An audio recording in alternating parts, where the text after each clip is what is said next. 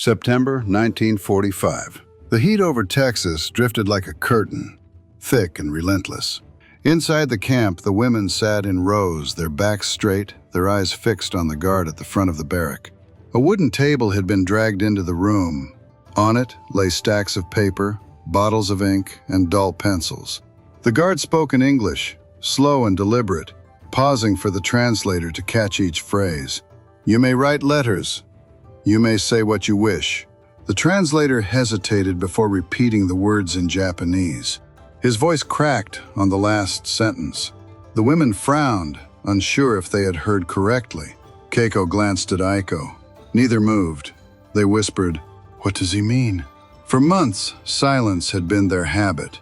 In Japan, silence had been their shield. Words were dangerous. A wrong phrase could bring the kempe tai to your door. A rumor, a complaint, even a sigh spoken too loudly could lead to arrest. One of them, a schoolteacher before capture, remembered a neighbor who vanished after speaking against the war. She had sworn never to risk words again. Now, in captivity, an American officer was telling them the opposite.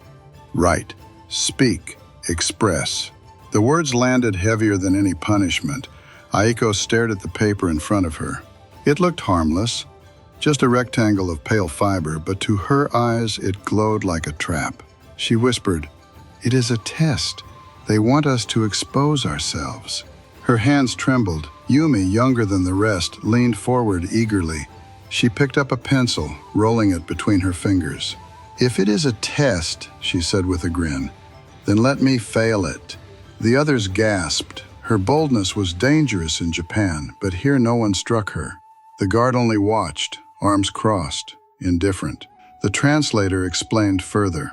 "You may write 2 letters each month. They will be inspected but not censored for opinions. You may describe your health. You may even describe life in camp. This is under the Geneva Convention." His tone was flat, as though reciting rules from a manual. The women exchanged nervous glances. Geneva Convention, an unfamiliar phrase to most. They only knew the empire's law, silence. Yet here the conqueror demanded words. Keiko picked up her pencil at last. She touched it to the paper, then froze. What should she write? That she was alive? That she missed her mother? That she had eaten ice cream, a taste unthinkable back home? Each thought felt like betrayal. In Japan, the kempe tai would call it treason. In America, the guard waited patiently. The room was silent but for the scratching of pencils. A few women began to write carefully, strokes uneven from months without practice. Others stared at the paper, paralyzed. For them, freedom itself felt like a weapon. The officer watched, tapping his finger against the table. To him, this was routine. Red Cross regulations required correspondence. A prisoner who could write home was less likely to break. Words were cheaper than bread, but sometimes more powerful. Historians later recorded how American POW camps allowed Japanese captives to write letters, often in their native language. Inspections ensured no escape plans, but complaints, even criticisms, were permitted. To men and women raised under military censorship, it was their first encounter with freedom of speech as practice, not theory. Reports from the International Committee of the Red Cross noted that Japanese prisoners in U.S. camps maintained correspondence, sometimes even discussing camp life openly.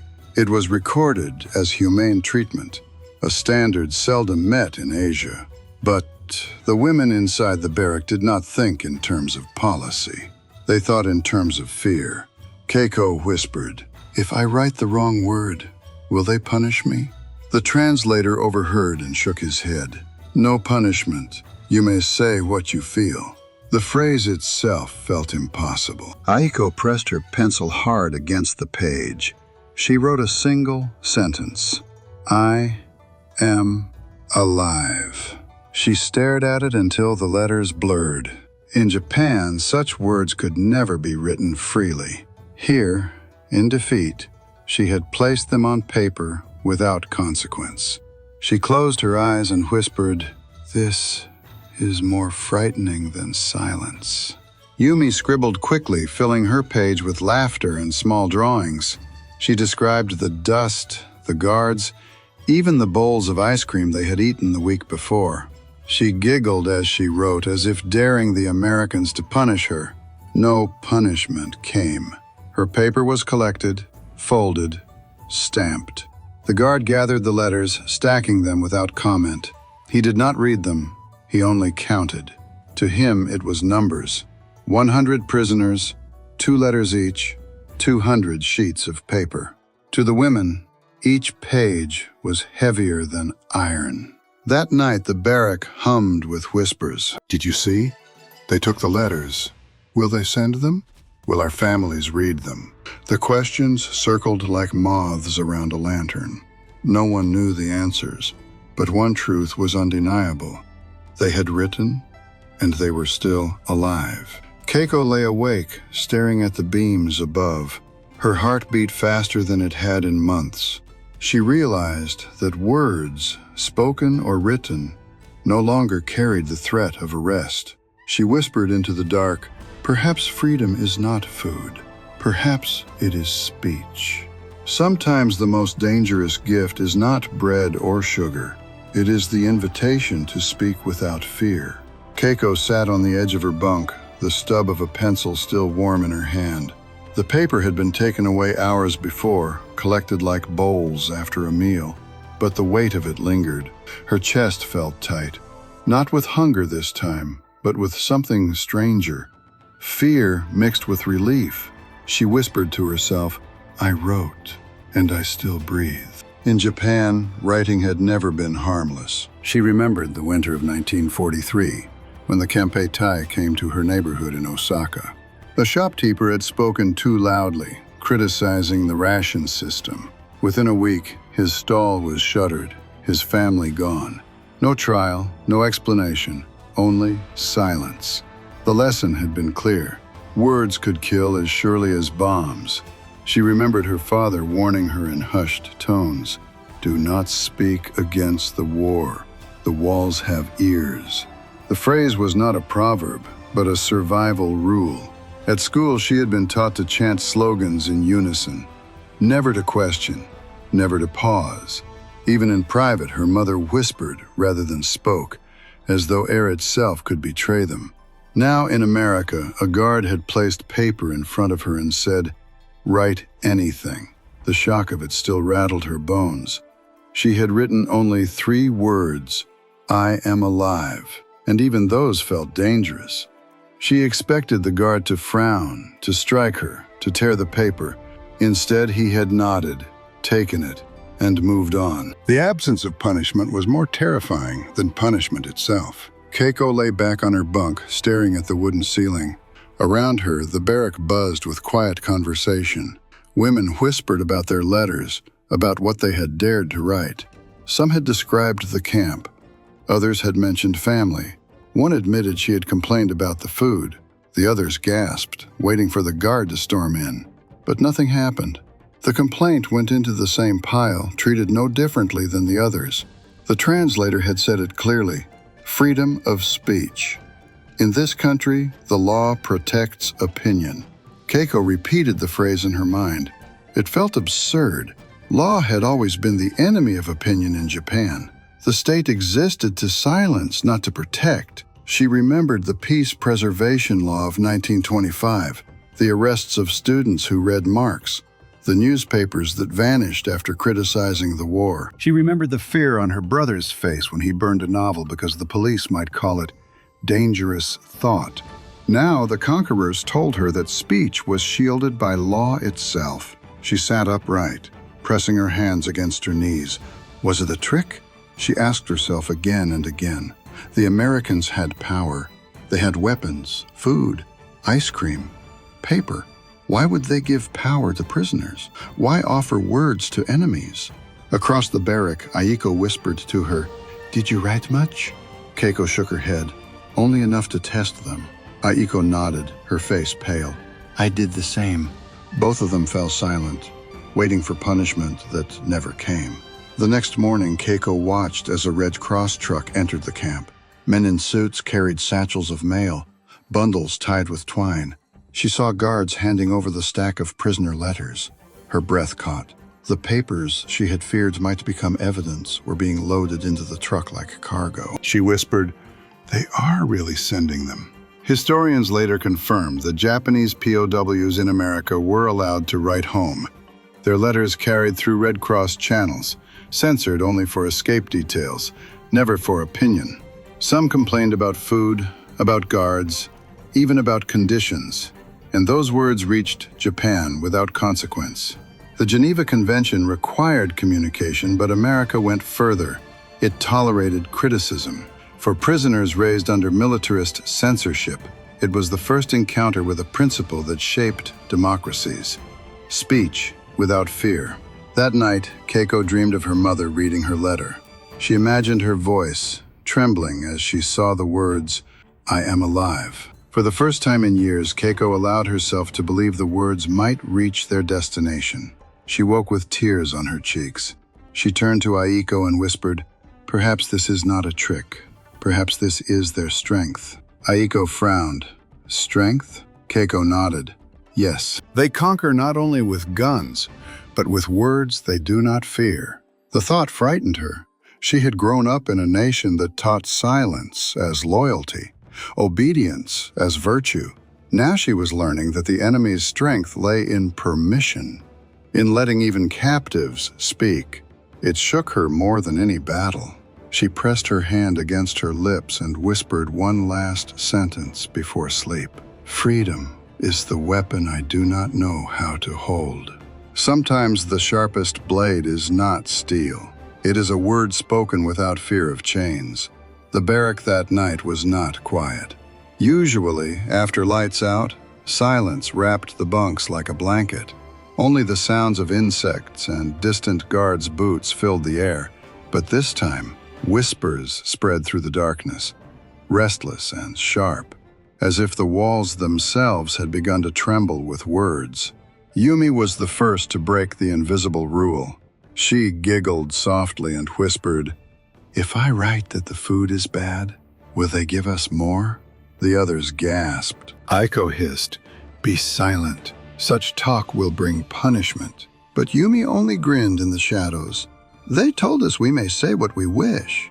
The sentence hung in the air. Say what we wish. For women raised in a country where every sentence was weighed against fear, it sounded like sorcery. Some chuckled nervously. Others shook their heads. Keiko spoke next, her voice steady but low. "In Osaka, we whispered even in our homes. Now the guards hand us paper and ask us to speak? It is madness." Another woman leaned forward on her bunk. "What if they are testing loyalty? What if they count our words and judge us?" Her voice trembled. "They could be gathering evidence."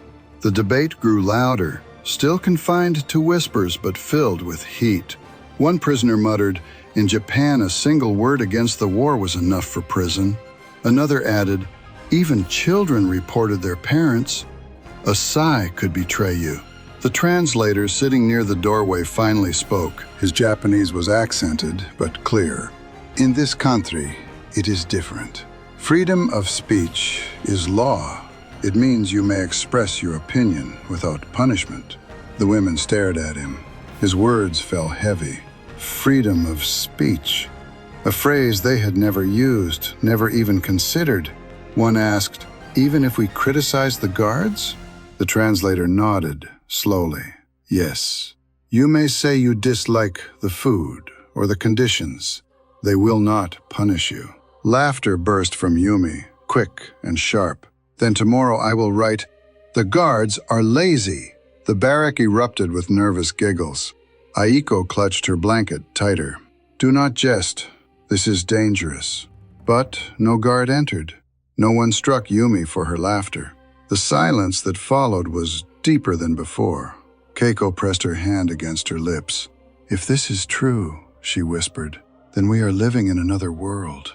She remembered how her brother had burned a book in fear of arrest.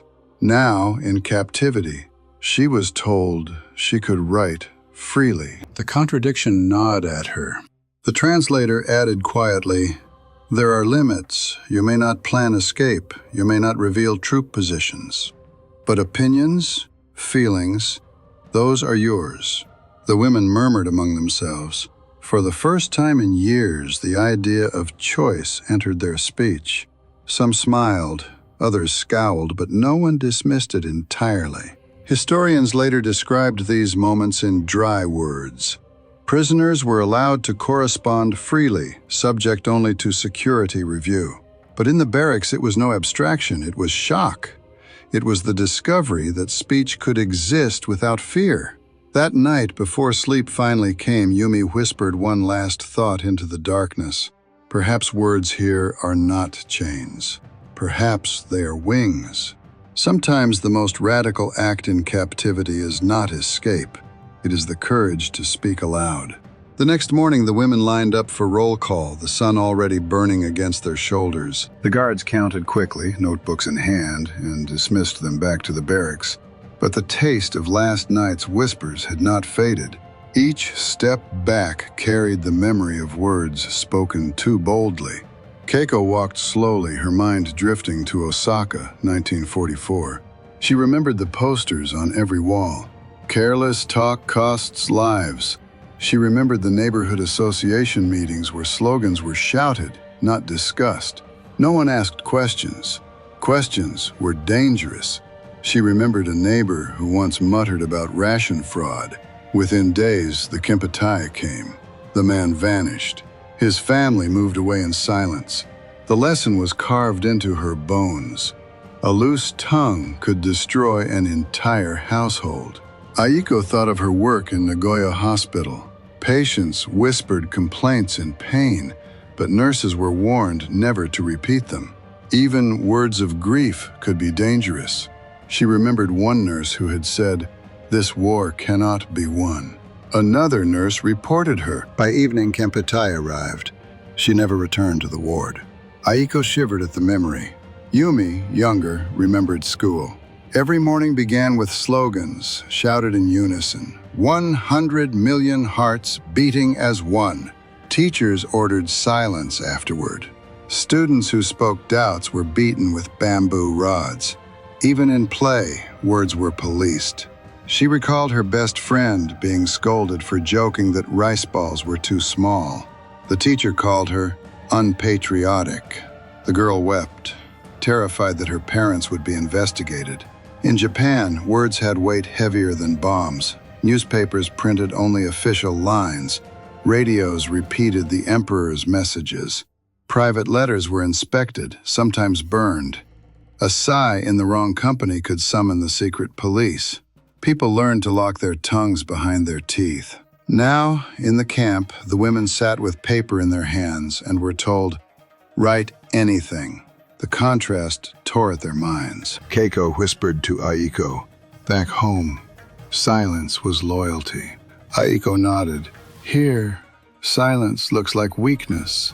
They stared at each other, shaken by the reversal. Historians recorded it plainly. Japan of the 1930s and 1940s was a state of strict censorship, enforced by the Kempeitai and the Peace Preservation Law. Critics were jailed, books banned, even private conversations monitored. Freedom of speech did not exist. In U.S. camps, by contrast, inspectors noted libraries, camp newspapers, even debates among prisoners.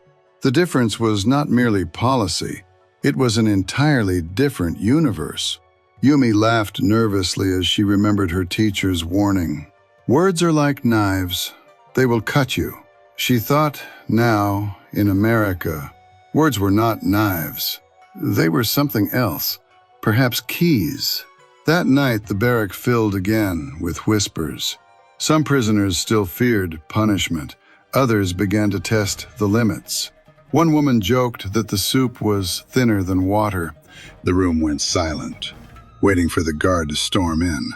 Nothing happened. Slowly, laughter broke out.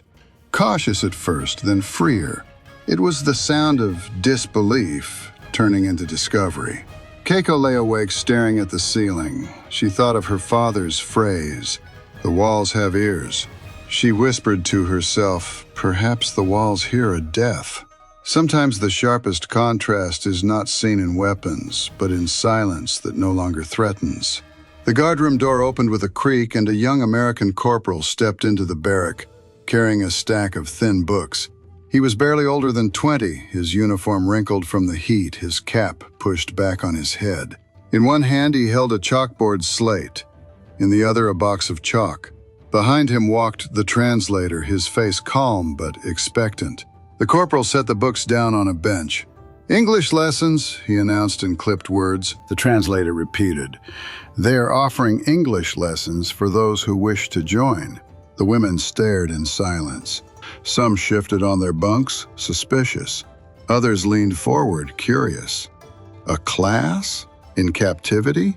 The corporal nodded again, urging them closer. He wrote a word on the slate in firm, white letters. "Freedom."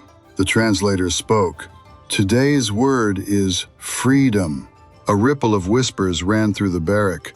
The word itself was heavy, almost forbidden. In Japanese, freedom, G-U, had been a dangerous idea, a term stamped out by censors and mocked in propaganda as weakness. Now it was written openly on a board in front of prisoners. Yumi grinned, nudging Keiko. "Say it," she whispered. Keiko shook her head, her lips pressed tight. But Yumi laughed and said it aloud, slowly. "Freedom." Her voice cracked, but no punishment followed. The guard only nodded encouragingly. The corporal wrote another word beneath it, speech. The translator explained, "Freedom of speech. In this country, it is law." Gasps spread through the room. Some women laughed in disbelief. Others frowned, as though the phrase itself were blasphemy. Aiko raised her hand hesitantly. The corporal gestured for her to speak. She asked in halting Japanese, "Even for prisoners?" The translator nodded. "Even here. You may speak. You may disagree. Only escape plans are forbidden." For a moment, the silence was heavier than chains. Then a voice from the back muttered, "The soup is too thin." The words were met with shocked gasps, then nervous laughter. The guard did not move. No punishment came. The corporal only smiled faintly, as though amused. Keiko felt her chest tighten. She rose slowly from her bunk and asked, "Then, may we say the war was wrong?" Her voice trembled. The translator repeated her question to the corporal. The young soldier hesitated, then shrugged. "You may say what you believe." The answer stunned the room. In Japan, such a sentence would have meant arrest. Here, it passed without consequence. The women looked at each other, wide-eyed. The air in the barrack shifted. Something invisible cracked. The lesson continued. The corporal wrote phrases on the board. "I am hungry. I am tired. I am free." The women repeated them clumsily, laughing at their own mistakes. For the first time, laughter did not feel like danger. It felt like discovery. Historians later described how American POW camps often offered classes, English, mathematics, even politics, organized under Red Cross supervision. Prisoners published camp newspapers, debated openly, sometimes even criticized guards in print. Inspectors noted this as evidence of humane treatment. For Japanese prisoners, especially women, who had grown up under strict militarism, it was their first living example of freedom of speech. When the lesson ended, the corporal gathered his books and left. The slate still carried the chalked words, "Freedom of speech." The prisoners stared at them long after he had gone. That night, Keiko whispered to Aiko, "They are not afraid of our voices." Aiko replied, "Perhaps because their strength is not silence, it is noise." The barrack fell into quiet, but it was no longer the silence of fear. It was the silence of minds working, thoughts unlocked, words forming that had never been spoken aloud before. Sometimes the most dangerous classroom is not in a university. It is in a prison, where words break chains louder than hammers. The first copy of the camp newspaper appeared without warning. One morning, after roll call, a guard walked into the women's barrack carrying a bundle of mimeographed sheets. The paper was rough, the ink uneven, the type smudged from the duplicator. He dropped the stack onto a bench and said simply, "For reading," then he left. The women gathered cautiously. Keiko picked one up, holding it as though it might burn her hands. The title was bold at the top in English, followed by smaller words in Japanese, translated by other prisoners for those who could not read English. Across the front page ran a headline, "Camp Theater to present new play." Beneath it, an article described how fellow prisoners had written a script, cast actors, and planned a performance. Yumi clapped her hands with delight. "A play!" she exclaimed. "In prison!" The others hushed her, still suspicious. Aiko leaned over Keiko's shoulder, scanning the text carefully. Her eyes widened when she reached a small column near the bottom. It was not news of a play, but a complaint. A prisoner had written that the stew had been watered down and that the bread served last week was stale.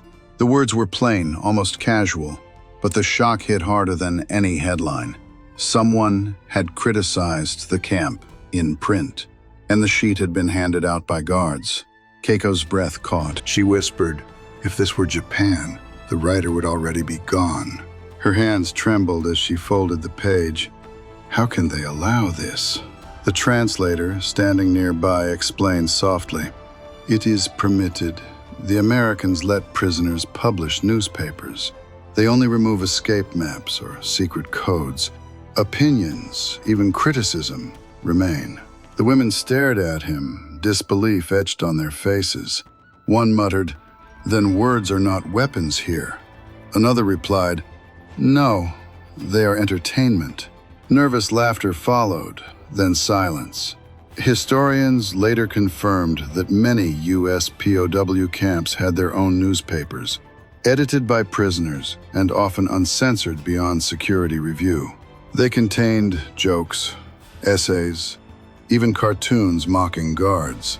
For Japanese captives accustomed to censorship at home, the existence of such papers was stunning. Arnold Kramer noted in his study that Japanese POWs were often bewildered by the tolerance of free expression in American camps, sometimes mistaking it for negligence, sometimes for deliberate indulgence.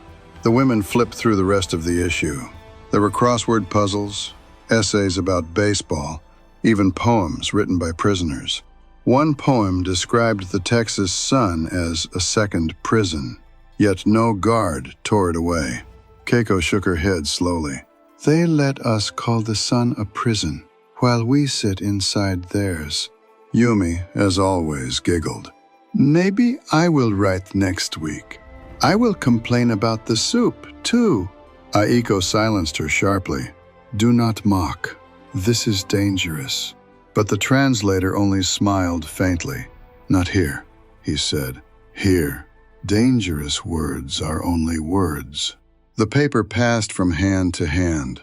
By evening, the barrack buzzed with whispered debates. Some called it propaganda, meant to show the Red Cross how well they were treated. Others insisted it was genuine freedom, a glimpse of America's strange tolerance. For all of them, it was unsettling.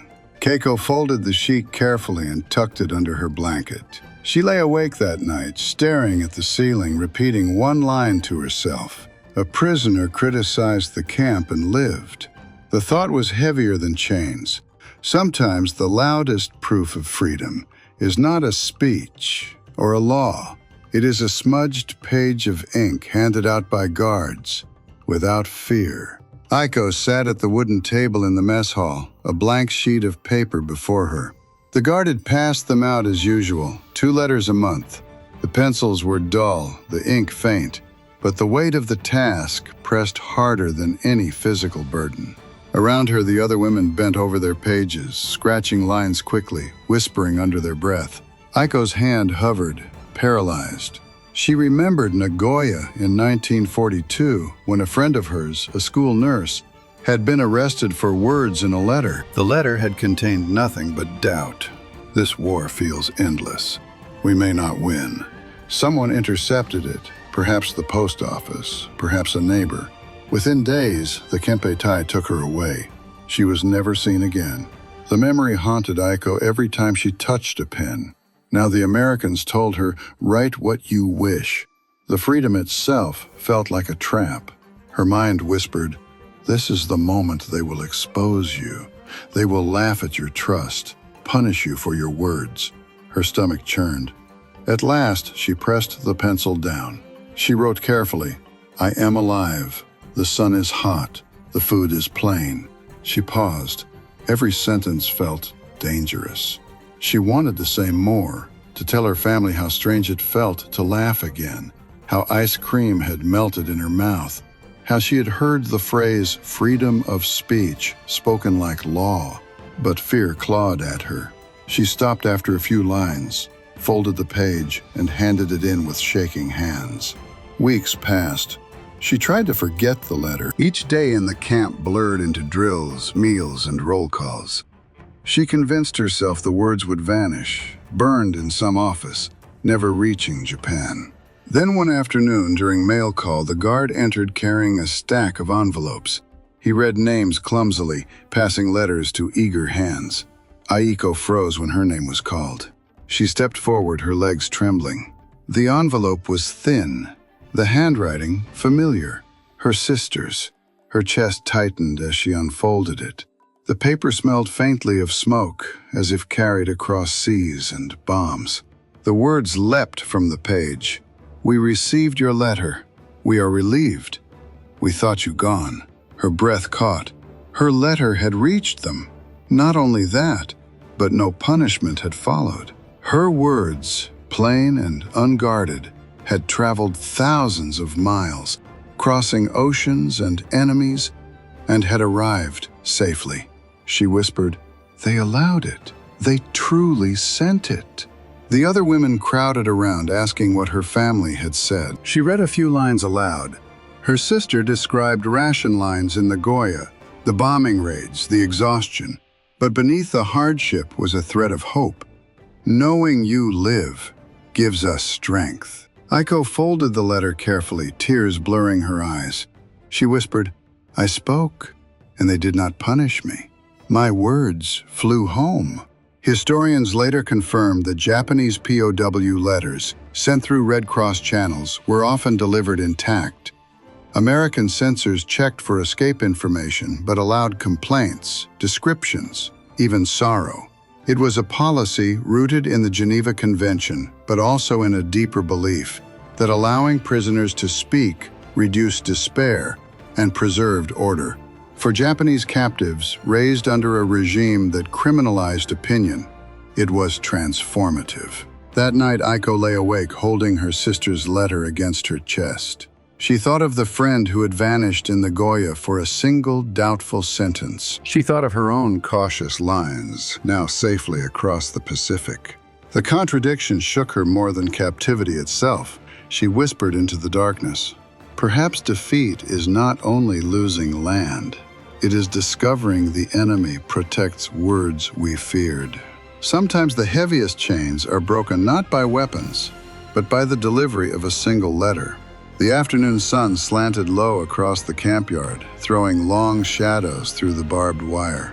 The women were gathered in the mess hall, restless after drills. Guards leaned against the walls, their rifles slung lazily. Then a senior officer entered, a captain with dust on his boots, clipboard tucked under one arm. The translator followed, notebook in hand. The officer cleared his throat. He spoke in measured tones, the translator repeating his words into Japanese. "You are free to speak. You may discuss, complain, even criticize. Only one thing is forbidden: escape plans or secret codes. Beyond that, your words are yours." The barrack buzzed with whispers. Aiko stared in disbelief. Keiko pressed her lips tight. Yumi's eyes widened with delight. The officer continued, "If you wish to argue among yourselves, do so. If you wish to joke about us, do so. Words are not crimes here." A hush fell over the room. For a moment, no one dared test him. Then from the back, a voice called timidly, "The soup yesterday was water." Gasps echoed, followed by nervous laughter. The guards did not move. The officer smiled faintly, scribbling something on his clipboard. Yumi leapt to her feet, emboldened. "Then I say," she shouted in halting English, "guard is lazy." The room erupted. Women clapped hands to mouths, some horrified, others shaking with laughter. The guard she pointed at only rolled his eyes, muttering to his comrade, "Guess I am." The laughter grew louder. Keiko felt her chest tighten. She wanted to scold Yumi, to silence her, to remind her that such boldness could once cost a life. But no punishment came. No Kempa burst through the doors. The Americans only smiled, amused. Keiko whispered to herself, "They truly do not fear words." The translator explained again, voice calm. "This is law in America, freedom of speech. Even prisoners keep this right." He paused, letting the phrase settle. The women stared at him, trying to measure its meaning. Historians later recorded how guards often tolerated banter from POWs, even jokes at their expense. Camp newspapers included cartoons mocking American officers. Inspectors noted it as a sign of morale. For Japanese captives, especially women raised under silence, it was astonishing. Laughter without consequence. Criticism without chains. Aiko finally raised her voice. "Then I say this war destroyed us." The barrack froze. Her words cut through the laughter like a blade. But the officer only nodded, making another note. No punishment came. Aiko trembled, realizing she had spoken aloud what she had never dared even think. The laughter returned, softer now. Threaded with awe, women began testing sentences aloud, small complaints, hidden doubts, even jokes. The mess hall became louder than it had been in months. For the first time, voices rose freely, without fear of reprisal. When the officer left, the room still hummed. The chalkboard behind him carried 2 words, written neatly by the corporal before, freedom of speech. The phrase glowed brighter than the sunlit dust. That night, Yumi whispered into the dark, "I called a guard lazy, and I am still alive." The women laughed again, quietly, in disbelief. Keiko turned over on her bunk, whispering to herself, "They have built a world where words are lighter than chains." Sometimes the loudest revolution in a prison is not escape, but laughter echoing without fear. The barrack smelled faintly of ink and dust. In the corner, a small wooden crate had been filled with worn notebooks and scraps of paper. At first, the women ignored it. Writing had always been dangerous, a risk carved into memory. But after weeks of letters sent and returned, after laughter that brought no punishment, curiosity stirred. Keiko was the first to reach into the crate. She pulled out a thin booklet, its cover torn, pages yellowing. She sat on her bunk, pencil in hand, staring at the blank page.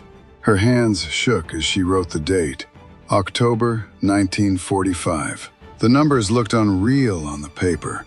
She whispered, "A diary in captivity. In Japan, this would mean arrest." Aiko watched her, heart pounding.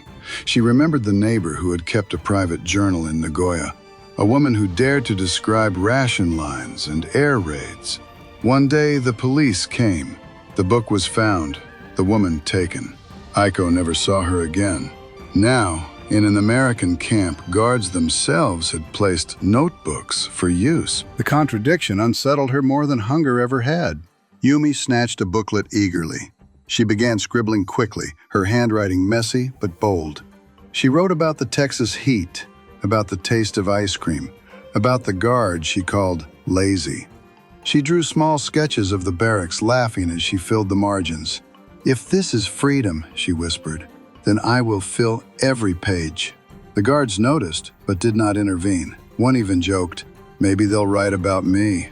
The translator explained to the women, "You may keep diaries. The Red Cross encourages literary activity. It is considered good for morale." The words stunned them. In Japan, diaries were confiscated, censored, feared. Here they were encouraged. Keiko pressed her pencil harder, filling a page with cautious sentences. She wrote of her confusion, her disbelief, her anger.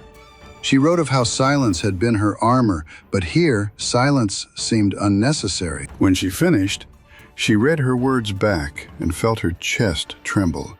She was alive, and her words remained. Historians noted in later reports that Japanese POWs in America often kept journals, wrote poetry, even published small collections inside camps. The International Committee of the Red Cross mentioned cultural and literary activity as part of inspections, recording how prisoners debated, staged plays, and exchanged writings. These details, dry in reports, were electric in lived experience. For women who had grown up under strict censorship, the simple act of writing freely was a revelation. Aiko finally dared to write as well. Her hand moved slowly, each word a battle. She described the barrack, the hum of the generator, the sound of cicadas at dusk. She wrote of her letter home, the one that had reached her sister without punishment. She ended with a single line, "Perhaps paper is stronger than wire." She closed the booklet quickly, heart pounding, but no guard came to take it. That night, the barrack hummed with the scratching of pencils. Women bent over their pages, some serious, some playful. For the first time, silence was filled not with fear, but with writing. The sound of graphite against paper became a new rhythm, steady and fragile. Keiko looked around the room and whispered, "In Japan, words were locked inside us. Here they spill onto paper." Aiko added softly, "This is their true weapon, not ice cream, not bread, paper." Yumi grinned, tapping her page. "If words are weapons, then I am armed." Sometimes the strongest rebellion in captivity is not a shouted protest.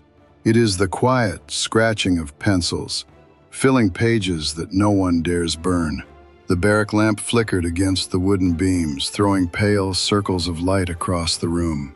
It was late, long after the guards had finished their rounds. Outside, the Texas night pressed heavy and still, the cicadas buzzing in the wire. Inside, the women sat in a loose circle, notebooks on their laps. Keiko held hers tightly, her knuckles pale. She had filled 5 pages that week, more words than she had dared to speak in years. The paper smelled faintly of dust and graphite. She swallowed, then began to read aloud. Her voice shook at first. "I wrote of my family. I wrote of the soup that tastes of water. I wrote of the heat." She paused, staring at the others. No one stopped her. No guard stormed in. She continued, "And I wrote that I do not understand freedom, but I am tasting it." The women leaned forward, their faces tense. When she finished, silence held for a moment. Then soft nods spread through the circle. Aiko lifted her own booklet. She read slowly, each word deliberate.